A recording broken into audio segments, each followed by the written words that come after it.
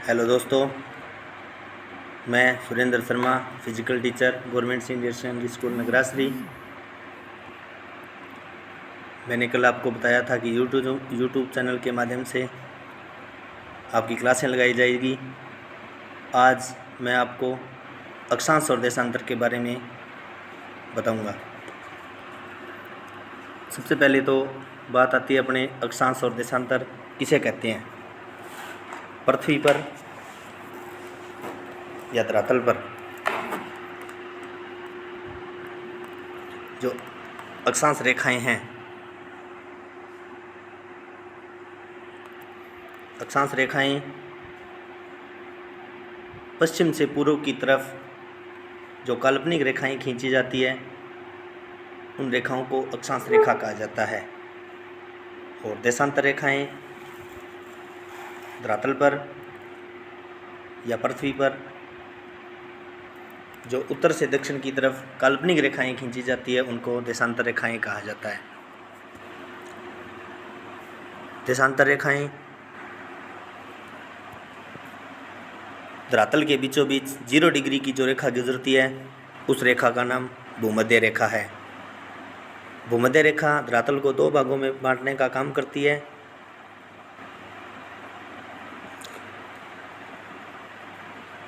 Zero degree की जो अक्षांश रेखा है, उस अक्षांश को भूमध्य रेखा कहा जाता है, जो को 2 भागों।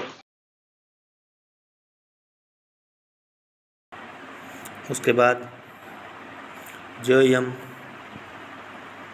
उत्तरी गोलार्ध की तरफ जाते हैं, उत्तरी गोलार्ध में 23.5 डिग्री उत्तरी अक्षांश,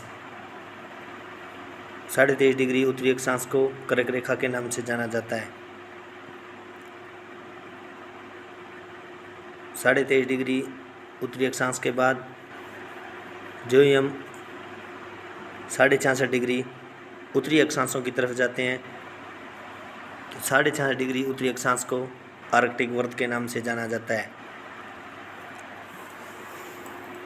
उसके बाद उत्तरी अक्षांश 90 डिग्री उत्तर की तरफ जाते हैं, तो 90 डिग्री उत्तर को उत्तरी ध्रुव के नाम से जाना जाता है। उसके बाद अब हम दक्षिण की तरफ बात करते हैं। 23.5 डिग्री दक्षिणी अक्षांश, 23.5 डिग्री दक्षिणी अक्षांश को मकर रेखा कहा जाता है। 23.5 डिग्री दक्षिणी अक्षांश के बाद जब 66.5 डिग्री दक्षिणी अक्षांशों की तरफ जाते हैं, तो 66.5 डिग्री दक्षिणी अक्षांश को अंटार्कटिक वर्त कहते हैं। 66.5 डिग्री के बाद हम 90 डिग्री दक्षिणी अक्षांश की तरफ जाते हैं, तो उसको दक्षिणी ध्रुव के नाम से जाना जाता है। इस प्रकार से हमारे धरातल पर 2 ध्रुव हैं। उत्तरी 90 डिग्री उत्तरी अक्षांश उत्तरी ध्रुव है, 90 डिग्री दक्षिणी अक्षांश दक्षिणी ध्रुव है। एक बार मैं पुनः आपको बताऊं, 0 डिग्री अक्षांश रेखा भूमध्य रेखा, जिसका उपनाम विषुवत रेखा भी है। 23.5 डिग्री उत्तरी अक्षांश, जिसका नाम कर्क रेखा है। 23.5 डिग्री दक्षिणी अक्षांश, जिसका नाम मकर रेखा है। 66.5 डिग्री उत्तरी अक्षांश, जिसको आर्कटिक वर्त कहा जाता है। 66.5 डिग्री दक्षिणी अक्षांश, जिसको अंटार्कटिक वर्त कहा जाता है। 90 डिग्री उत्तरी अक्षांश, जिसको उत्तरी ध्रुव कहा जाता है, और 90 डिग्री दक्षिणी अक्षांश, जिसको दक्षिणी ध्रुव के नाम से जाना जाता है। अब अपने बात करते हैं अक्षांशों की संख्या। अक्षांशों की कुल संख्या 90 उत्तरी अक्षांश और 90 दक्षिणी अक्षांश दोनों मिलाकर के 180 प्लस 0 डिग्री जो भूमध्य रेखा या विषुवत रेखा है, उसको मिलाते हैं तो टोटल अक्षांशों की संख्या 181 होती है। बार बार परीक्षा में प्रश्न पूछा जाता है अक्षांशों की संख्या कितनी है, तो अक्षांशों की संख्या 181। अक्षांश अगर आपसे पूछ लिया जाए अक्षांश रेखाओं की संख्या कितनी है, तो अक्षांश रेखाओं की संख्या 179 होगी, 179। अक्सर 179 क्यों होगी? क्योंकि उत्तरी ध्रुव और दक्षिणी ध्रुव दोनों मिलाकर के जब एक राउंड गोल सर्कल में आते हैं तो दोनों अक्षांश रेखाएं एक हो जाती है, इसलिए ये कट करके 179 हो जाती है। अब मैं बात करता हूँ एक अक्षांश से दूसरे अक्षांश के बीच की दूरी। जो ही हम मान लीजिए 0 डिग्री से 1 डिग्री अक्षांश में जाते हैं तो उन दोनों के बीच की दूरी 111 किलोमीटर है।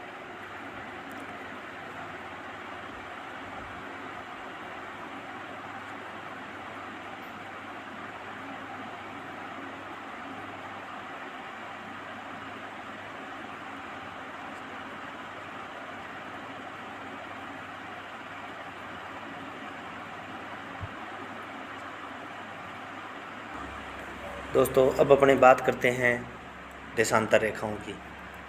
धरातल पर देशांतर रेखाएं मैंने आपको बताया था, उत्तर से दक्षिण की तरफ जो काल्पनिक रेखाएं खींची जाती है उन रेखाओं को देशांतर रेखा कहा जाता है। धरातल के मध्य 0 डिग्री जो देशांतर रेखा है उस देशांतर रेखा का नाम ग्रीनविच रेखा है।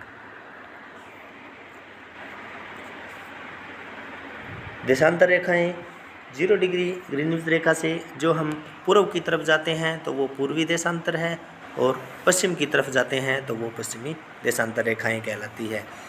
0 डिग्री की रेखा को ग्रीनविच रेखा कहा जाता है। 0 डिग्री की रेखा है वो ग्रीनविच रेखा है। ग्रीनविच रेखा का नाम ग्रीनविच रेखा क्यों है?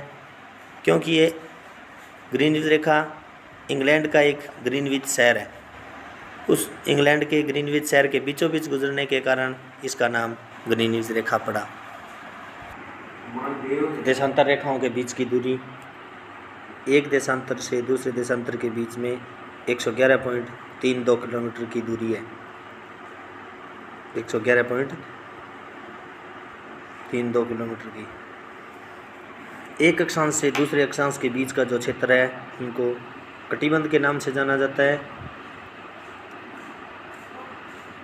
और एक देशांतर से दूसरे देशांतर के बीच का जो क्षेत्र है उनको कोर के नाम से जाना जाता है।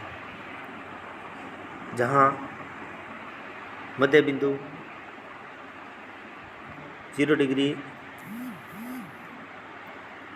अक्षांश रेखा और 0 डिग्री देशांतर रेखा का मिलन होता है, उस स्थान को ग्रिड के नाम से जाना जाता है।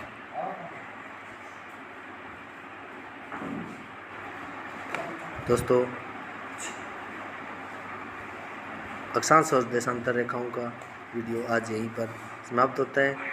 प्लीज़ कृपया लाइक और सब्सक्राइब करें चैनल को।